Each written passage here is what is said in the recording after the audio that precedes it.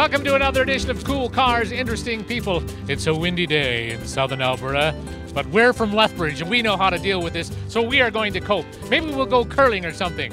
Which brings us to our next guest, who is Darrell Ell. He has got this amazing job with the World Curling Federation. He still lives in Lethbridge. He travels everywhere. He's got the most air miles you've ever heard of, so we'll have a chat with Darrell. But right now, from McFadden Honda, ladies and gentlemen, bring in Nick Gavriseas. Nick, come on in. Am I saying it right this time? You sure are. It was perfect. It was perfect. It's a Greek name, right? It is a Greek name, absolutely. Gavriseas. Yeah. Say it the proper way. Gavriseas. Gavriseas. That's so wonderful. It's weird even for Greek people sometimes, honestly. It's a bit of a weird one, but you said it great. That was perfect. Now, I remember Louis C.K. on the Academy Awards talking about the documentary guys that won and say, these guys need this because they're poor. They're going to drive home in a Honda Civic. And we got a Honda Civic here. We have a Honda Civic. Wow. A lot of change, though. Redesigned for 2016. So right now it's not basically the affordable vehicle. It's still affordable, but it's awesome for what you're paying. Absolutely. So what have we done different? So we lowered it. You get a lot more of a sporty look to it, that's for sure. You get a lot more technology as well. You got your Apple Android Auto, so you can make your phone your screen. It has all the adaptive cruise control stuff, so the vehicle will basically drive itself if it can.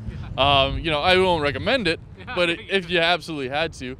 And generally, it's just the bang for your buck is amazing these times, and it's already car of the year for 2016. Yeah. And it's also got some zip to it too. It sure does. It's got a turbo engine. It's a 1.5 liter, so it's great on fuel economy, but it belts out about 174 horsepower, and it goes like stink.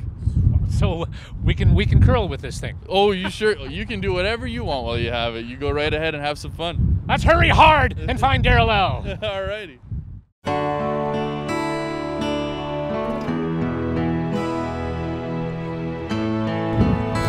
Hey, it's Darrell Ell in front of the Japanese gardens. Konnichiwa. You take it easy. How are you, Mark? What brings you out here? I was in Sapporo a couple of weeks ago for a site visit for the Asian Winter Games, and we were talking about the Japanese gardens here, and I told him I'd take a couple of pictures and send it back. So good timing. Cool, yes, cool. Yeah. Speaking of Japan, Honda Civic 2016. You ready? I'm ready. Let's go for some coffee. All right. Okay.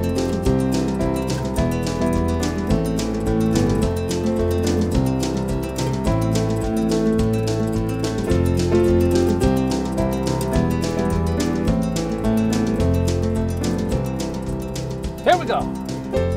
So did you say you had a Honda one time? Yeah, actually from 2002, bought it new and drove it till just last fall. Great car, great service. Yeah. No problems at all. It was just a point where it was getting old. Yeah, and you just it's time to fix it. Yeah, as we all are, I guess. Wouldn't you just like to trade yourself in a few times over the course, get a newer model? Yeah, at least an update. Well, at least I got two brand new hips, so there's my they're the 2009 edition or something. Oh, there you go. So, what was your first car? Do you remember? You growing up in the farm of Saskatchewan. It was Saskatchewan, right? Yeah, well, small town, and my father was a teacher, and I got a hand-me-down. I was a 1967 Plymouth Fury. Wow. There's so many guys that I've talked to that have had Plymouth Furies, including me. I remember that, actually seeing that somewhere, yes, yeah. Did it have the stick shift push button? No. This was, it had the shift lever on the steering column just like this, and automatic, and yeah, that was the very first one, hand-me-down. Nice. Did it get its job done? It did, yeah. How many women did you make out of it? It's really sunny today, isn't it? Your wife won't be watching this. It's still sunny today. What was your first really good car purchase? Do you remember? Well, when it was time when you made a few bucks and say, I finally can get the car that it's not a hand-me-down anymore. Well, probably the first time we bought a new vehicle. We've always bought practical vehicles as opposed to more vehicles than you really would like to have. I guess probably the vehicle that I liked the most that was maybe a little less practical. I'd bought a Ford F-150 as a big truck, truck. and Yeah, it was yeah. nice to have a truck around, Yeah. you know, when you had a house and whatever. But the very first car we bought was a Ford Mercury Monarch, actually. Oh, I guess okay. it was, and Yeah. it was way back in 1976. Yes, it was 1976. Wow. Yeah. Yeah. So we've been outside of the. Are we allowed to talk about vehicles other than Sure. Hondas? Yeah. No. Yeah. Yeah. I've been pretty much most of the vehicles we've owned have all been Fords. Is that right? Yep. Yeah, and we buy vehicles and drive them till they get too old. But we've had good luck with any of the vehicles that we've had outside of Fords, and like I said, And that Honda Civic really served us well. We Yeah. drove it all over the place. I had a Ford Tempo that I bought in 1986 when we came back from Germany the first time, and 3 years later we were transferred back to Germany, so we took it with us. Ah, nice. So it was a 5-speed transmission driving on the Autobahns. It didn't drive like the big Mercedes, and certainly didn't have the power like some of the other cars, even like the Volkswagen Golf. Yeah, Had to be right. the fastest car I've ever driven on the highway. The Golf. Yep. 220 kilometers an hour. I'm like, it was just like if you hit a bug, I think you had to be worried about it. But they were unbelievably fast. They were as fast as the big Mercedes on the and the BMWs on the Autobahn. Fawn off the Autobahn. Remember that song? Kraftwerk. Maybe not. You had access, as you know, being in the radio business. Yes. You had access to more music than I Yeah. did. I'll use that. That actually was a big hit for those guys. Kraftwerk. It was a kind of an instrumental thing. Okay. Yeah, anyway, you just and for- their family Yeah, are that's the right. only ones that had their 45, and it That's was right. in that era. Just look it up. Kraftwerk, fawn off the Autobahn. Okay, so if practicality was thrown out the window and it didn't matter, and you had, you just won the lottery, what vehicle would it be? Good question. I've been fortunate to be passengers with in some very big Mercedes, Oh, really? top of the line stuff, and some big BMWs.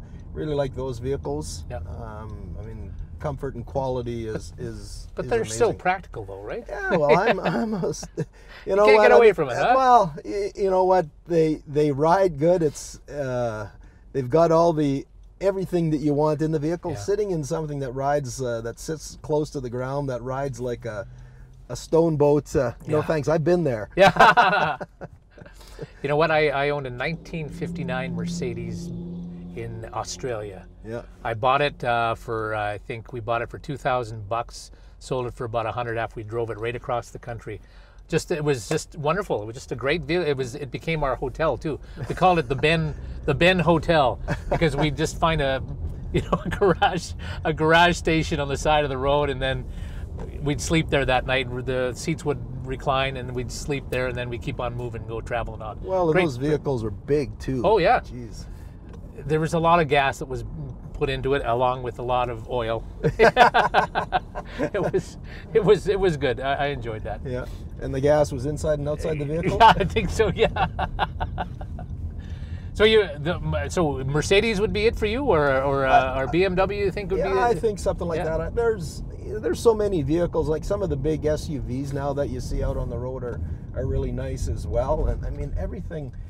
For me, it's ride, comfort, amenities, air conditioning, all of those kinds of things. Those are the features that I look for. Yeah, absolutely. I think my age is past the point where I would buy something that's Where you have to bend down to get into it. well, I see some of these Corvettes. There's a couple of new ones that you've seen out on the roads now, and the Mustangs, and I'm not a tall guy, but when I got to crouch down to get into it. Yeah, that's right.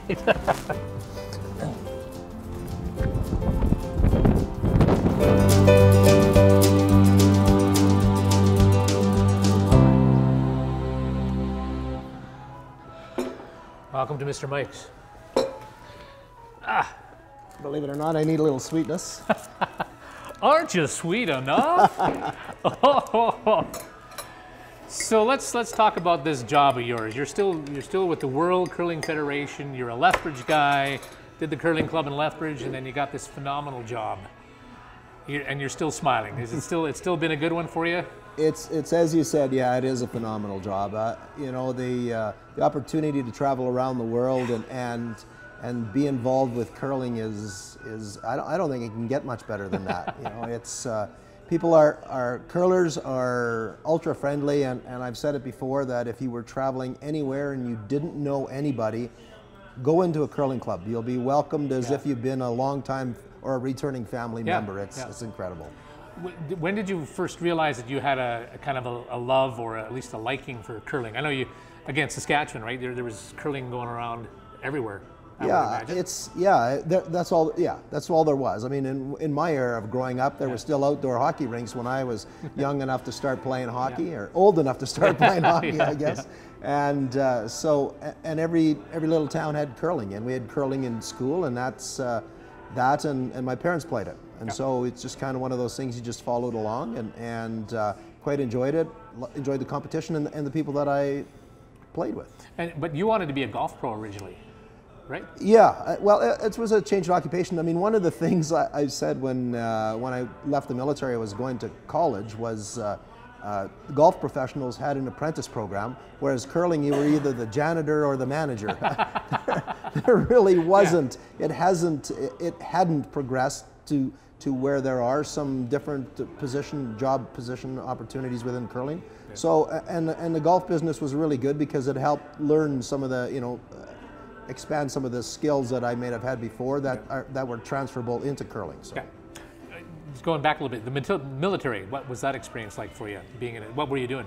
Administration, our equivalent to human resources. So I had an opportunity, so spent 22 years there with 7 in Germany, 2 different tours, and 1 in the U.S. at the Canadian Embassy. So it was really neat to, so it was really neat to have that kind of experience. So. Wow.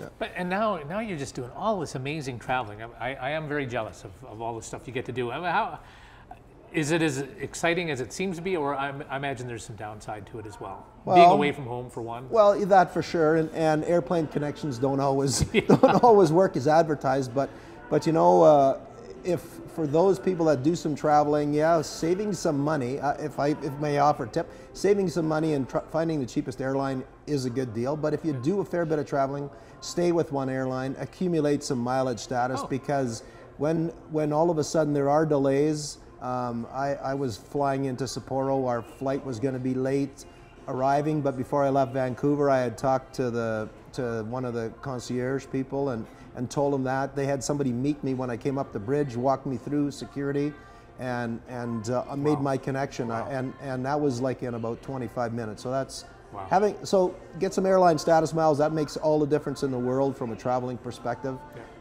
Sitting on a plane for 10 hours is a little bit long at times, but you just put your mind into it. But once you get on the ground and you start meeting the people and getting involved with who they are and what they do and how much they want to help you and work with the events, it's incredible. So explain exactly what it is you do with the World Curling. What's your main? So competitions and development is the role. So as a competitions on the competition side, we'll work with the local organizing committees. So as an example, I'm going to Swift Current next week. The World Women's Curling Championship is there. So I've been there 2 other visits. I met with the local organizing committee. There are certain aspects of the events that we expect, as does Canadian curling. So. And it's from finding from the volunteers to setting up the arenas to, making sure they're doing all of those things, the opening ceremonies, closing ceremonies, presentations, all of that are all part of it, and providing the organizing committees outside of Canada anyways, scripts for things that they have to do and timelines, and that's on the competition side. On the development side, from Business of Curling, providing symposiums or workshops. I've done that a number of different times. Instructing at our different curling camps. So I'll be in Prague in August for a camp, and then I was just recently down in Minneapolis with David Murdoch and Michael Goodfellow from Team Great Britain, 2014 silver medalists, and we visited some schools and a curling club down there, and just to promote the game. So just great opportunities. So how are we doing? How is curling doing on a world scale right now? I mean, obviously Canada still dominates. Canada's the largest population of curlers for sure. The other countries are growing. The U.S. just hit 20,000, which isn't a lot when you talk about the numbers we have in Canada, but it's significant in that it's grown considerably over the last number of years. And we'll see another kick again in 2018 with Pyeongchang, the Olympics. That's always a big draw for people to come and try curling. The only thing holding them back is facilities. Right, right. You know, and the more dedicated curling facilities they have, the larger the curling population will be. They just opened a club in Chaska, just down the road from Minneapolis, and it opened, they had something, their plan was to have 200 curlers by the end of the year. They, within 2 hours of opening their doors for registration, they were full at 700 curlers. That must make you say, whoa, all well, right. exactly. It's, I mean, they're extremely pleased with what's going on down there. How do you like it when someone like Stephen Colbert, you see that Yeah. bit where he goes on, he did a full 5-minute bit on About the brushes. about the broom. Yeah. Yeah. So that's that. I mean, he's kind of making fun of curling at one end, but at the other side of it, millions of people are hearing about curling. So it's a good thing.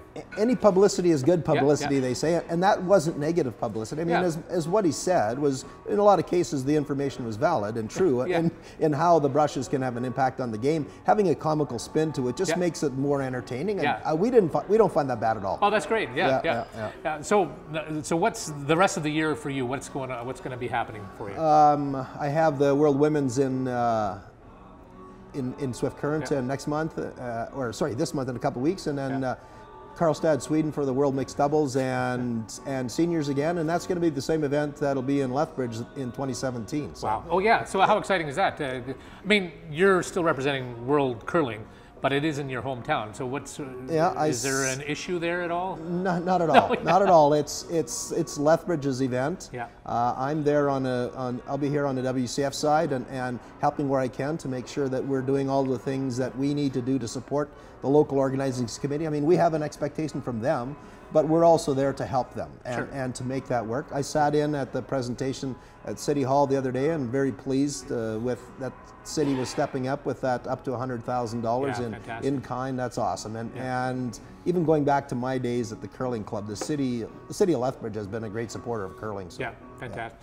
Changing gears a little bit, I heard from reliable sources you got a hole-in-one down in Arizona. Yeah, talk about that. Well, that was last year. I was down there for an Olympic celebration tour Yeah. with Carolyn McCrory from Calgary's Cheryl Bernard's team 2010, and we stayed on a couple days after. There's all kinds of Canadians in Lethbridge.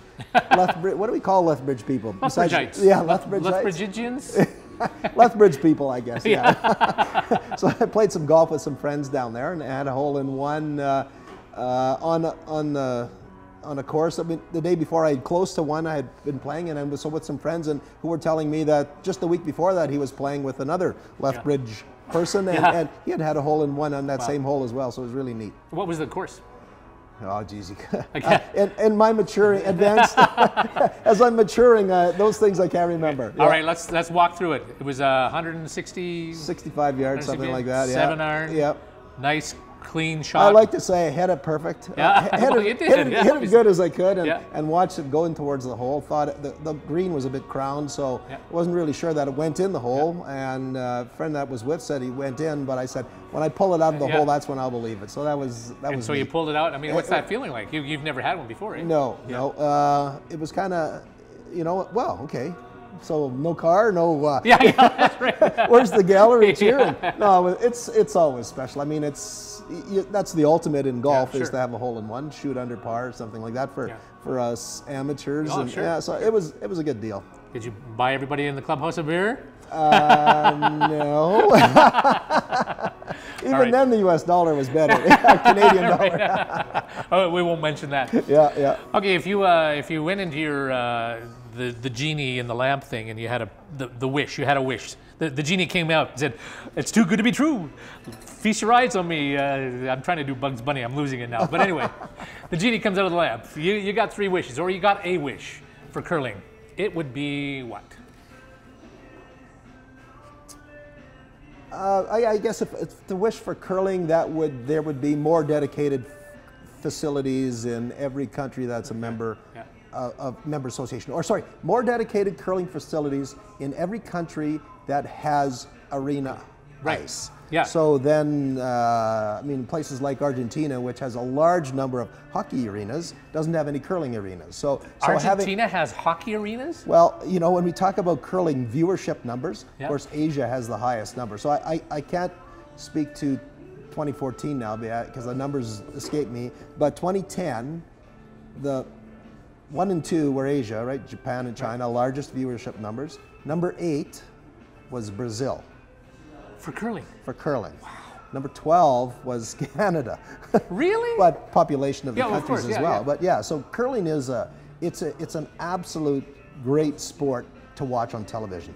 The players are mic'd, the cameras are right there with you. You get to hear the conversation. You get to understand the strategy, the decision making, the process. The announcers are breaking down the game for you. It's to the detriment of the selling tickets for the events because it is so good. So going to other countries where they have someone translating it and they've got great video feeds, it's brilliant. So Japan and China will be at the World Women's, and China doesn't have a team playing in it this year. Oh. But they'll be broadcasting that back home too. Really? It's incredible. That is amazing.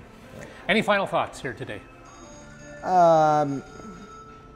Thanks for thanks for giving me a call. I always enjoy having an opportunity to talk curling. Thank you so much for and the coffee as well. Darrell Ell, thank you. Cheers. Thank you very much, Mark. Yeah.